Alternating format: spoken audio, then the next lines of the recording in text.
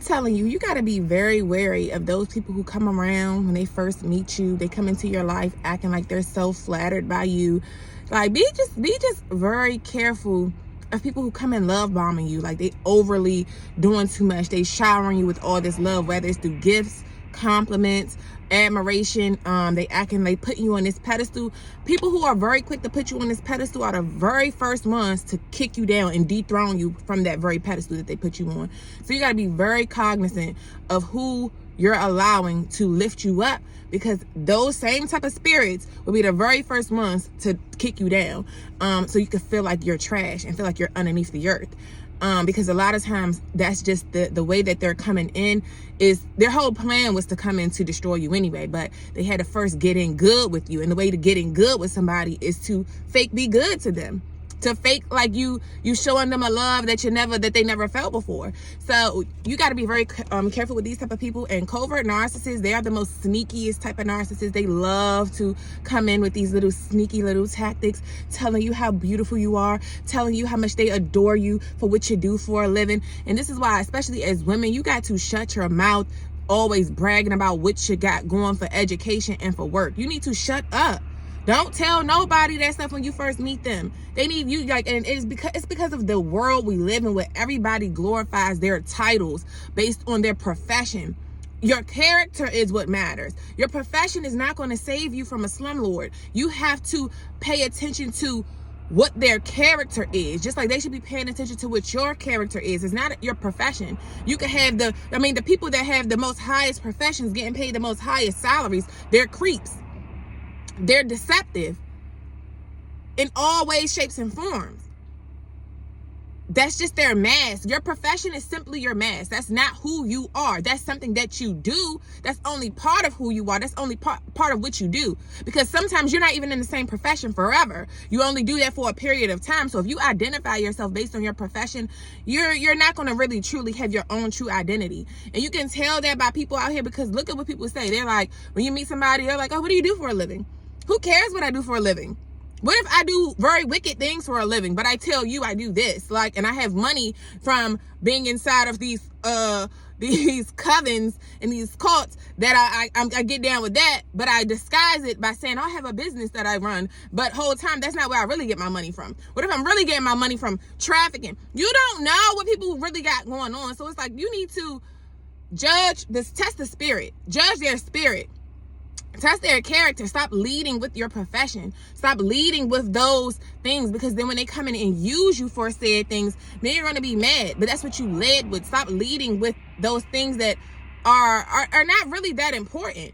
But you really got to be careful with people like this, because them same people who fake admire you, and the very same things that they admire you for initially will be the very things that they begin to despise you for, because you hold things within you that they do not carry. You have things, you possess great traits that they don't carry. So those things that they admire you about, pay attention to the things that people admire you about. Pay attention to even the things that people critique all the time about you. A lot of times you'll realize those are actually the great attributes that you have. If they critiquing that thing all the time, pay attention to the areas they attack you in all the time. Especially if you're dealing with a narcissistic person. They attack you in the areas that they envy about you, whether that's parenting, whether that's your ability, your resilience, how you hustle, how you bounce back, how you weather your storms. Pay attention to what they say, whether it's your looks, whether it's the way you dress, your style, things that your personality, the way you can speak, your intellect. That people, you'll be surprised the stupidest stuff that people will envy you about. It's pathetic. But this is just the world we live in. It's a very, very evil world. There are good people in this world, but it's more evil than there is good. And this is why your discernment need to be top notch. Top notch. You cannot move out of desperation for love, acceptance, whether you want acceptance from friends, because a lot of people, especially women too, a lot of women I know that you're desperate for friends. You want a friend group just as much as you want a man. You cannot be desperate for nothing, because the enemy will use anybody. He does not have no picks. He will use anybody who is open and available for him to use. So if it's a woman, he will use a woman to come in disguise and act like she want to be your friend. He will even use your own mama. We see a lot of us who grew up to narcissistic mothers, narcissistic fathers. We see how the enemy will use the very ones of your own household. Like the good word says, a man's enemies is that of his own household. The ones that's close up on you is who you got to worry about. Judas was close up on Jesus. It's always the ones that's close up on you, the ones who's studying you. They come around you just to study you, bruh. You know, and it's very disheartening. It's very sad, because when you really out here looking for real love and genuine connections, you can't even form them, because the people who coming around you, they only coming around to imitate you. They want to pick up certain traits that you have so that they can embody it, so that they can gain some type of identity by siphoning your energy. They want to take your energy so that they can get something, to create their false identity. Because when you try to take things that another person has and try to make it yours, if that's not who you truly are, you're going to fail at that too. Now you're going to be a two-time loser. A two-time loser. some of these narcissists, that's what they are. You're a two-time loser. What was that movie, Barbershop? Y'all remember when Ricky, was that his name? Ricky? His little fine stuff. I forgot what his real name is in real life. But he fine with them pretty eyes. He said, I'm a two-time loser. Or is it three-time loser? When you done been up the road, you done been in prison doing time. You got 2 strikes on you. And if you get that 3rd strike, you out. Some of these people, that's what they are. Two-time loser or three-time loser, whatever the saying is. But for real, it's like they didn't fail at having this false identity before, with trying to make friends maybe when they were in high school or undergrad school.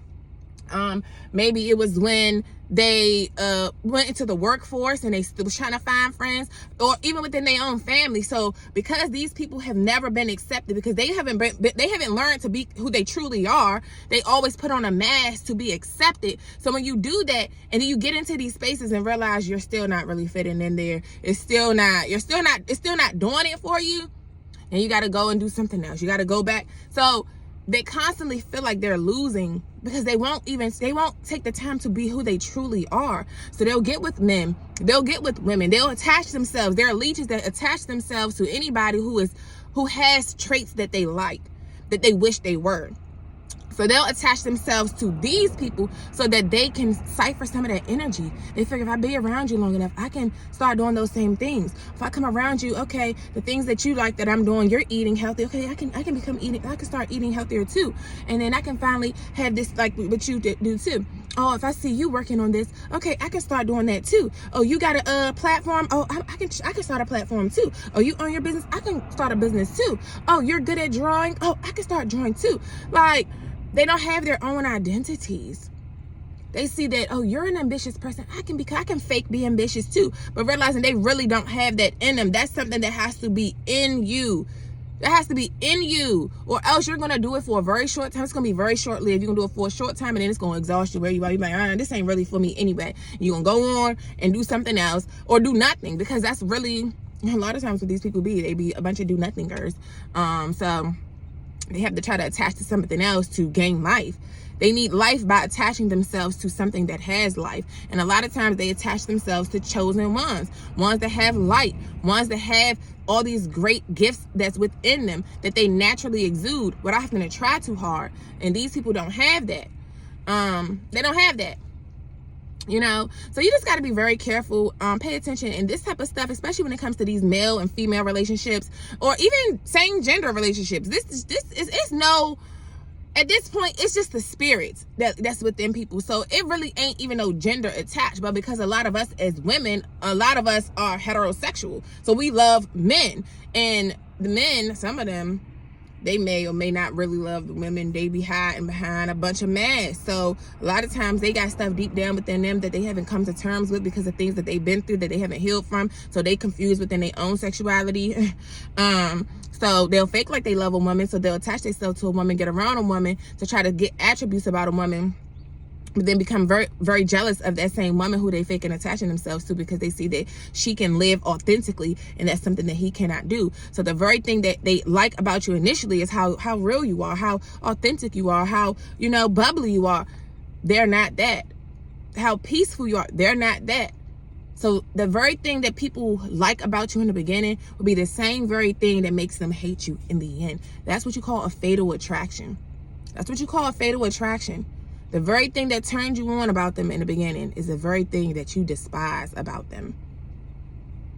The very thing, because it was too much for you. You loved that about them, but realized that that's actually who they are, and you thought that you could tear them down from that, but because that's who they are, you can't tear them down. So now that you couldn't destroy that from them, now you want to hate them because what you came in to do, your intentions wasn't pure. You came in with the wrong motives. And you realize that they are who they are. So they continue to prosper and be great at whatever that thing is that you admired about them. They continue to do that because that's who they are. And when you could not take it from them, now you're mad. Now you're mad because you couldn't take it from them. So now it's like you have this constant thing with you where you want to be persistent at trying to tear them down, or you want to do anything, use any tactics that you can to try to humble them because you're jealous. You have a very heavy spirit of enviousness on you. You're a very envious person. Covetousness. You don't like what somebody has, so you want to take it from them. Or you do like what somebody has. How about that? You do like what somebody else has, and because you like what they have, you want to take it from them. You want to take it from them. I'm telling you, a lot of this is going against the 10 Commandments. If people really begin to honor the 10 Commandments in all assets and all facets of it, if people really begin to honor the 10 Commandments, we won't have a lot of this stuff out here. But we're really plagued by the 7 deadly sins, which are greed, lust, pride.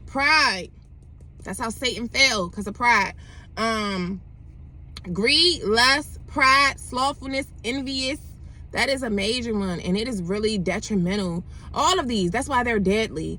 They're deadly because of that. Greed and gluttony. So we have greed, gluttony, lustful, lust, the spirit of lust, slothfulness, laziness, persistent laziness. And that's what these people embody, a lot of that spirit of. They're persistently lazy at trying to heal, and persistently lazy at many things that they go through in life, which is why they become envious. They begin to, because they all the sins piggyback off of each other at the end of the day. And I keep saying I'm gonna do a video about these. I will in due time. Life just be all over the place.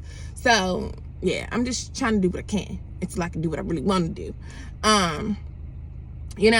But lust, greed, envious. So envy. What I say?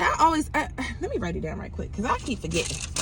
Let me write it down, because if I don't write it down, okay. Because I'll be forgetting. I don't remember which one I said and which one I didn't say. All right, now the pen don't want to work. I gotta get going though. Oh shit, it's 8:52. Oh, I be talking too long. All right, the pen ain't working, y'all. But let's try it again before I forget again. Lust, greed, gluttony, pride, envy, sloth, and wrath. Those are the 7 that are detrimental to us being able to coexist amongst one another, to be able to have healthy relationships and healthy dynamics, whether it's parent-child relationships, parent-to-parent relationships, child-to-sibling relationships, all type of relationships. These 7 deadly sins are plaguing us, and this is why we cannot get it together. And people just need to live authentically. Stop living a life of a lie, because when you live a life of a lie, this is what you get. You get this. People cannot be their true self. People cannot be honest. And because of that, that's why we out here suffering. But yeah, you guys, be careful.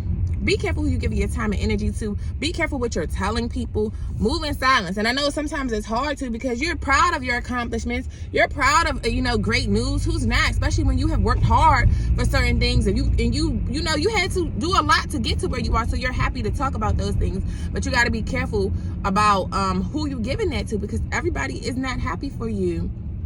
Everybody is not happy for you, and they'll pretend like they are. And you can always tell by their facial expressions and by the things that they say, the little sly little jokes, the sneak disses that they do. You can always tell. You can always tell. So take heed to that, and I'll see y'all in the next video.